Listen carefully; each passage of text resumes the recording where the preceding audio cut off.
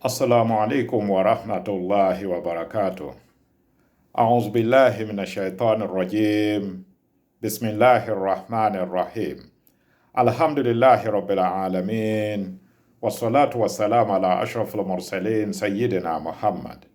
Allahumma salli alaihi wa ala alihi wa ala ashabihi wa ala tabi'ina lahu bi ihsan ila yaumiddin. Wa ba'd. Makala ini dengan tajuk konsep kepemimpinan dalam Islam. Pendahuluan, Islam adalah satu cara hidup, which is way of life, yang lengkap dan sempurna. Dalam Al-Quran banyak dijumpai istilah-istilah kepemimpinan, which is al-qiyada, atau riyasa, atau riyada, imama, khilafah. Terdapat dalam Al-Quran dan dalam hadis Rasul SAW yang menunjukkan bahwa kepemimpinan ini adalah perkara yang sangat penting dalam Islam. So, atas dasar itu, saya nak menjelaskan kepemimpinan atau konsep kepemimpinan dalam Islam. Mari kita lihat. Kepemimpinan ini dalam Islam adalah global, internasional. Kenapa? Karena agama Islam itu adalah agama yang diturunkan kepada seluruh umat manusia di dunia ini. Wa ma arsalnaka illa rahmatan lil alamin. So, itu menunjukkan bahwa kepemimpinan Islam juga adalah global, internasional, bukan lokal.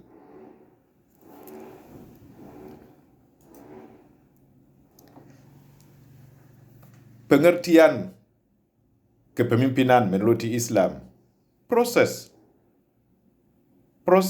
mempengaruhi atau memberi contoh yang terbaik oleh pemimpin kepada pengikutnya dalam upaya mencapai tujuan organisasi.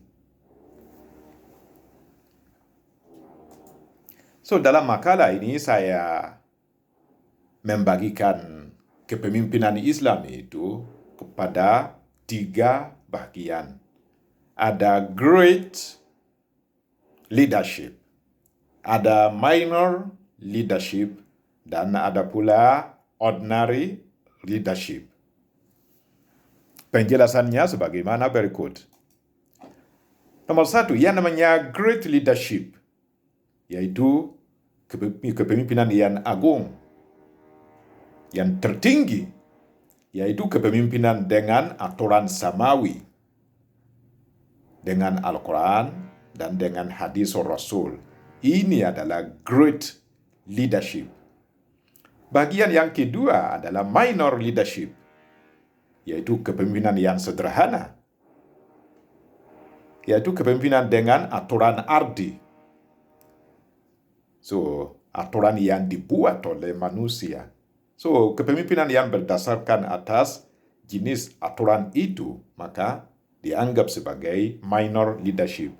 Yang ketiga adalah ordinary leadership, yaitu kepemimpinan dalam urusan biasa. Urusan keluarga, urusan kemasyarakatan, urusan yang sangat-sangat biasa. Urusan pribadi, itu juga kepemimpinan.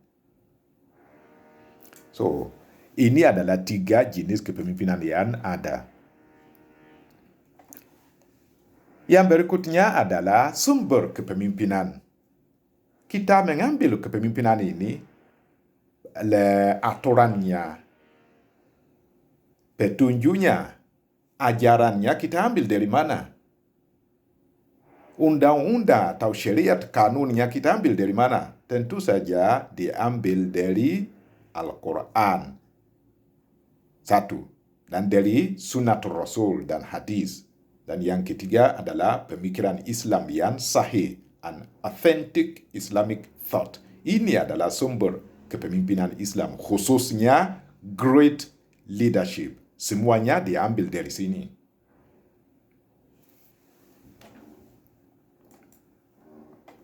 So, kepemimpinan adalah sunnatullah. Artinya, bukan sesuatu yang terjadi secara tiba-tiba. Ini adalah ketentuan Allah. Akan selalu ada yang namanya qiyada, yaitu leadership. Dan kenapa? Karena kepemimpinan ini adalah sunnatullah. Walan tajida li sunnatillahi tabdila. Buktinya adalah firman Allah Subhanahu wa Ta'ala, ingatlah ketika Tuhanmu berfirman kepada para malaikat, sesungguhnya aku hendak menjadikan seorang khalifah di muka bumi. Seorang khalifah di muka bumi, yaitu Nabi Adam. Dari sini yang namanya kepemimpinan mulai, yaitu Adam dijadikan sebagai pemimpin di muka bumi ini, khalifatullah fil ard. Ayat ini terdapat dalam surat Al-Baqarah ayat 30. So, kepemimpinan menurut hadis Rasul, menurut Al-Quran itu ayat yang saya baca tadi.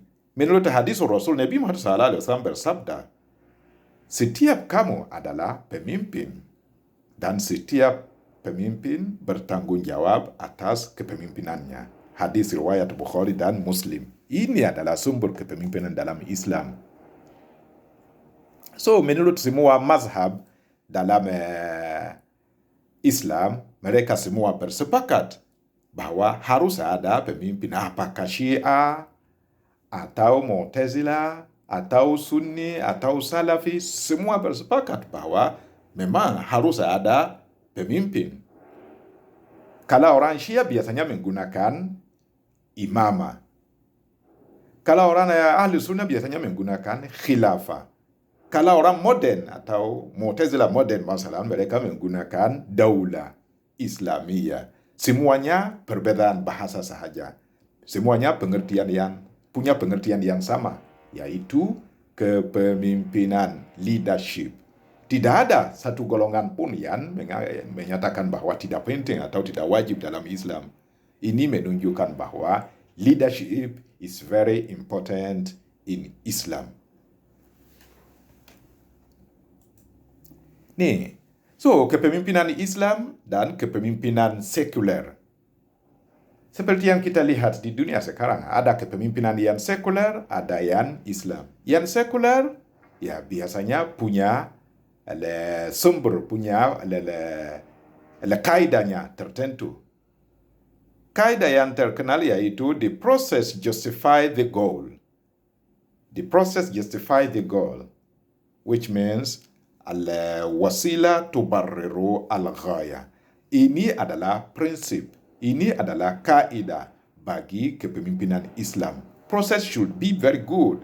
Proses harus bagus, harus benar, harus jujur, harus bersih. Maka goalnya jadi benar. Kalau kepemimpinan yang sekuler, mereka punya kaidah yang terkenal sebagai the goal justify the process.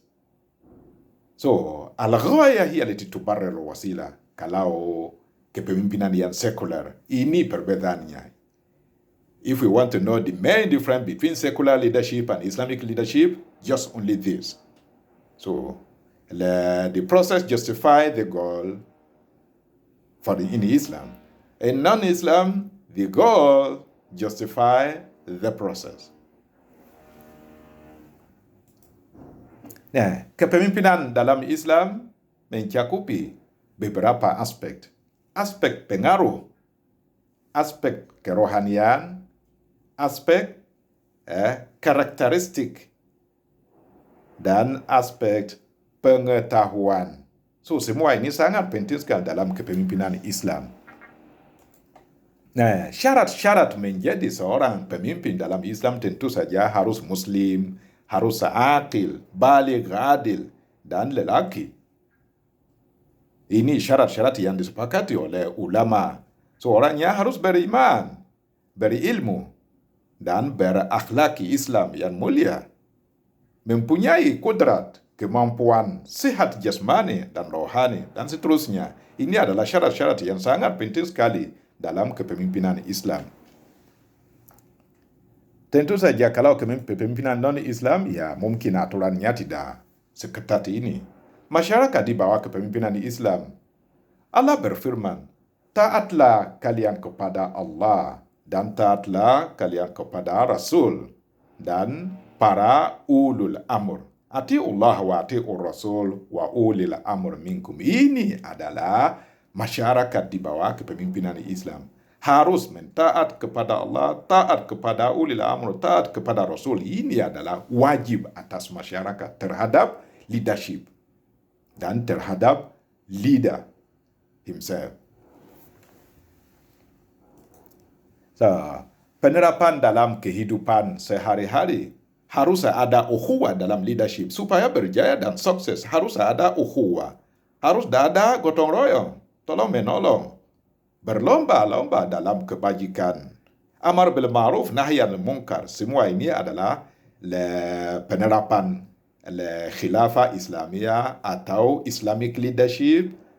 Semua ini perlu. Kalau tidak, ya jadi leadership itu bukan Islamic. So, kesimpulannya adalah leadership sangat penting dalam Islam.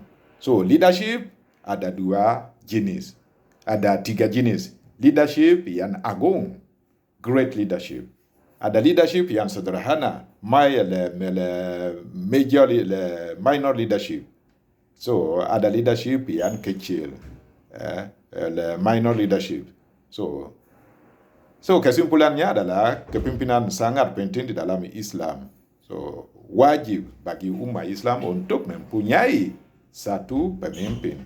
Ya, keadaan boleh seperti ini sekarang, tapi harus tetap sadar bahwa harus ada satu pemimpin untuk umat Islam menurut ajaran Islam dan menurut Al-Quran dan hadis. So, naktafi bihadzal qadr wa syukran lakum. Wassalamualaikum warahmatullahi wabarakatuh.